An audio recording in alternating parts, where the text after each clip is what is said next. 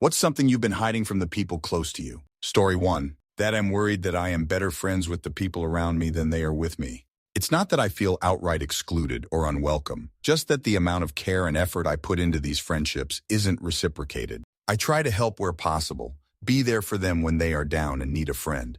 I don't know that they would do the same for me. Story 2. A lot of things, actually. It's quite funny due to my probable ADHD. I sometimes have a tendency to kind of talk too much or overshare. Because of this, people seem to think that I'm just an open book and that I share everything. The truth is that there's a lot I don't share, including how much I hate the oversharing that I do have a tendency to do at times. Story 3. I am the 7 accounts that donate to my cousin's streams. Little man needs something positive, and it's better if he thinks it's from internet strangers and not a sympathetic cousin. Edit. For those telling me to link his stuff, I'm not going to. Not meant as an insult to the decent folk on here, but the internet is vile and I would like to spare him that as long as possible. Story 4. Just exactly how fucked my financial situation is from losing my job a few months ago after buying a house last year.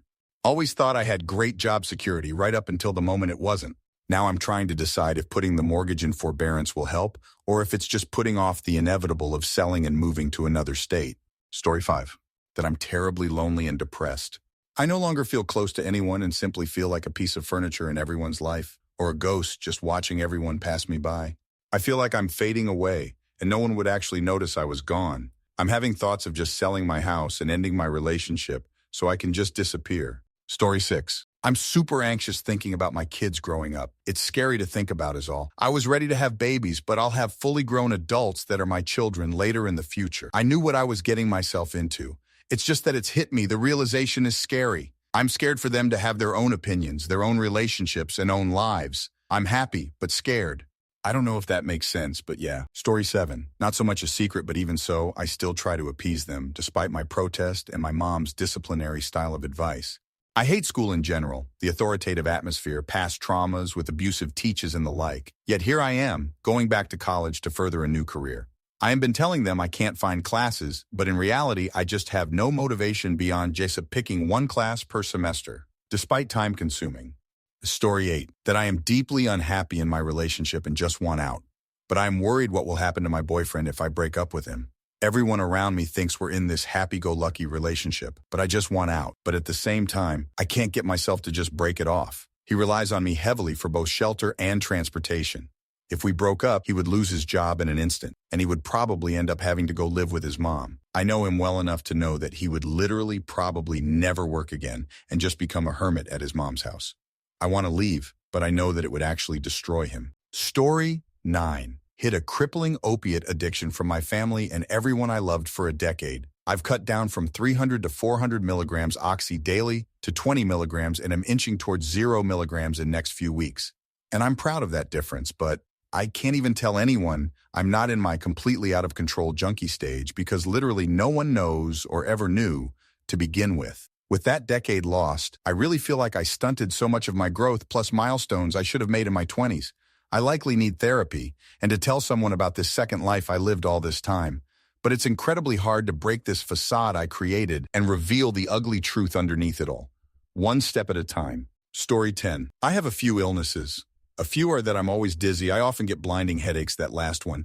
2 minutes daily, I can't walk up and down stairs unless there is a railing to hold on to, and some other walking problems, plus a few other things. When my friends see me, I have a smile on my face and act happy. Story 11. That I don't really like my life, which might surprise people because I'm married, have a big nice house, and generally seem happy. The thing is, I hate my stupid big house. I hate this city with so much concrete, full of people that have no vision. My marriage doesn't bring me joy. My friends are drifting away, and I'd much rather be living off-grid somewhere with my dog and plants, a place where the silence lets music form in my soul. Story 12. Most of my life I've been seeing a figure in the corner of my eye when I am walking. It goes away if I turn my attention to it for a bit, but will come back when I forget about it. I don't think I'm crazy or anything, and I don't hear voices, so it hasn't bothered me. However, I don't want to worry my family or take medicine to fix something that doesn't cause me trouble. Story 13. 15 years ago, I won $100,000 on a scratch lottery ticket and never told anyone. Update. Thanks for all the nice comments, everyone. One thing that was really helpful is that I was actually traveling for work, and I stopped at the gas station to put gas in the rental and picked up a lottery ticket. This will probably narrow it down, but it was in a state where they don't release the names of lottery winners, plus the fact that I was about 3,000 miles away from where I lived on the East Coast. So even if my name had appeared in the newspaper or on the Lottery Commission's website, it's unlikely anybody would have seen it. I was actually doing okay financially at the time, but I did use some of the money to pay down my credit cards and also was able to put a down payment on a new car, which I desperately needed. The rest I put in investments and then put about $10,000 aside as an emergency fund. And to this day, I still have that $10,000. It's nice to know that it's there should something catastrophic happen. Story 14. I'm currently going through withdrawals and trying my absolute best to get sober from opiates. And holy fuck is it hard. All they know is I've been sick for the last few days. I hide shit pretty well. My mom was an addict and I grew up around drug addicts. So I learned a thing or two. I never thought I'd be in the position I'm in today, but it could happen to anyone. If they knew, I'd lose everything. On top of this, I'm so fucking depressed that some days I can't handle it. I'm lonely in a room full of people I love. I'm sad in the happiest places. My brain is so fucked that I don't even know what normal is. Story 15, that my girlfriend has been verbally and emotionally abusing me for over a year now. I pretend to my friends and family and even her that I'm okay, but lately, thanks to some resources on here, I figured out just how not okay it has all become. Thankfully, I pulled the trigger and texted my two closest friends to talk about it tomorrow, and I started to let my dad know about some of the things she's done, said, and gave hints I was thinking of breaking things off. Small first steps, but hopefully larger ones to come. Story 16. I was diagnosed with 2 types of cancer just over a year ago, and only my husband and his grandson that we are raising know it out of all my family members. I have some relatives in this city too. We'll have 3 surgeries within a month to remove everything left after 12 rounds of chemo and 6 weeks of chem radiation. Also had a bad auto accident 1 week after having my adrenal gland removed in September. The reason for not telling them is that 2 sisters are narcissists, and I don't want them in my business. They make everything much worse in a crisis. Story 17. I went to night college for 18 months in my 30s because I was extremely dissatisfied with my career and hate working in finance. When I attended family events or my military unit reunion, everyone was crushing life, and I felt like I wasn't, despite holding down a solid career and finishing school at the top of my class. I never celebrated graduating, skipped out on the graduation ceremony, and I've only told a single person in my family about my journey. Surprise, I have a license to fix aircraft now. Story 18. All of my mental unwellness, like times and days I have heavy depression, anxiety, or stress, and any time I feel wrong, disrespected, or otherwise am just not doing okay. I've had to suppress shit for so long, or been shut down one too many times, and always feel or felt like everyone else's problems are much worse, and that sharing any of my issues are just burdensome. Story 19. I'm embarrassed to spend time with my 2 closest friends from college. They're both highly successful individuals, are in meaningful relationships, my one friend is actually getting married soon, and are in a friend group with other people with very high-paying careers. Anytime that I catch up with them, they'll bring up these past trips they've been on together. Trips to Japan, Iceland. Their one friend got married in France, so they all traveled there for the wedding, etc. Meanwhile, I still live with my parents, make $54K a year, the majority of which goes to paying down my student loans and other bills, so that my bank account has been stagnating on the same balance for the last decade. I'm not resentful of them, and I harbor no ill will. They're my closest friends, and I'm happy for them after all. I just know that I'm the loser of the friend group, and I just get embarrassed about my current life when I'm with them. Story 20. I have a beautiful, awesome girlfriend who is my first serious relationship. I don't have any problems or doubts about her, but in the back of my mind I have that curiosity about if there's someone better for me out there because I don't have the experience with others. I think it's mostly the societal urge to always be looking for something better, but it definitely floats around in my thoughts. Story 21. My GF doesn't know I'm broke, and I can't pay rent next month since I had to borrow money to pay rent for this month. We don't live together, but I've been scared to mention it since I think it will turn her off. Not that she has ever given my gold digger vibes, just that I'm a 44-year-old man who has been in denial about my dwindling savings. I'm a realtor, so it's easy to play the my next deal is right around the corner game in my head. Stupidest thing I've let happen, and finding a side hustle right now has been impossible. FML. Story 22. I'm constantly worried that being a Som has made me a weirdo. Every time I meet up with friends, I'm anxious for weeks after that I overshared or didn't read the room well enough or didn't compliment so-and-so, even though everyone else did. I just feel so awkward and out of place. Story 23. I pursued a relationship with one of my coworkers and it failed miserably. I haven't told my brother about it, and he's one of the closest people I have. family isn't my best feature, because I don't want him to make it weird or anything. I'm kind of glad he hasn't been talking to me as much lately and only recently started picking back up. Gave me time to deal with the most stressful parts without having to give anything away. Story 24. Oh, a lot. That I'm probably depressed, definitely lonely. I don't have any friends. I haven't been in a relationship for 14 years, nor have I been intimate with anyone in that long. I am good at my job, but I really struggle with communication. I also tend to overshare. People seem to just tune me out instead of actually listening or conversing with me. My social skills have plummeted because of all this. I wasn't always like this, but I had a health issue that caused a lot of it, and I can't seem to change it now. I don't get invited for social gatherings. Nobody asks me to do anything outside of work. The only friend relationships I have are my sister and my mom, and neither of them know anything about any of this. I go to work and then I go home, and that's it. Story 25. Told her. Everyone pointed out I was losing weight, and it made me so happy I think I developed an eating disorder. I think I have an eating disorder. I started getting comments about how skinny I've been looking. I figured I'd been losing weight because I barely ever have groceries thanks to the economy. And because I've been the ugly fat friend my whole life, the new skinny comments made me feel good. For reference, I'm a 5'3" guy, and in October I weighed 160, and now as of early August I weighed 141. But now we are into week 3 of August, and I'm pretty sure I'm somewhere in the 130d. Now I pretty much don't eat unless my boyfriend wants to get McDonald's on the weekend when we visit each other. Most days of the week I don't eat. On days where I do eat, it's usually just a can of Pepsi. It's only Wednesday today. The only thing I have consumed in 3 days since Saturday, Jay has a can of Pepsi, a can of carbonated water, and a Slurpee and a fuzzy peach. Everyone started pointing out I look skinny and have lost weight, and I ran with it. Restricting feels too easy. I don't often feel hungry because my hope to be thin outweighs it. I really don't have hunger anymore. My brain feels foggy. It feels like someone strapped ankle weights to my head. Yes, keeping my head upright when standing is difficult. But my clothes keep getting bigger, and I'm not even skinny. I just happen to be smaller than I used to be, and I'm finally starting to love my body. But I'm also terrified. I'm proper fucking scared. So fucking scared. I wish I could tell someone in real life. But most of the people in my life are overweight, and I'd hate to tell them my problem and be met with, OMG, I'm bigger than you, or just like, I'm afraid to whine and be told something like, check your skinny privilege. My boyfriend is naturally built like Waluigi, and he loves me no matter what. Even when I was 180 during COVID. I love him, but he's impossible to talk to, and he isn't ever any help at all unless I'm in a rare circumstance where I feel like I need to ask for a hug over something. So yeah, I think I have an ed, but I'm too scared to stop it.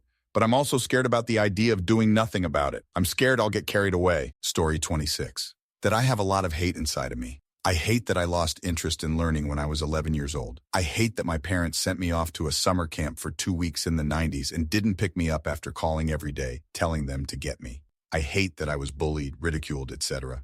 in school, and that most of it didn't stop for 5 years. I hate that I have close to no self-consciousness, because the first thing I think about when I look at other people is, why the fuck should this person be interested in you? I hate my generalized anxiety disorder with random appearing panic attacks and hypochondria. But the thing I hate most is that I can't get over everything that happened in the past, despite several therapies, etc. It shouldn't matter what happened 20, 30 years ago, but one way or the other it still does, and I can't just forgive some things. I'm still working on it, and I haven't yet lost the hope to overcome all that. Story 27. That I'm depressed. I'm not allowed to be anything other than the dependable, steady one with the van. That will be there to help anyone and everyone out, even if I barely know you. People come to me for advice, which they never take, and help, which isn't ever reciprocated or compensated.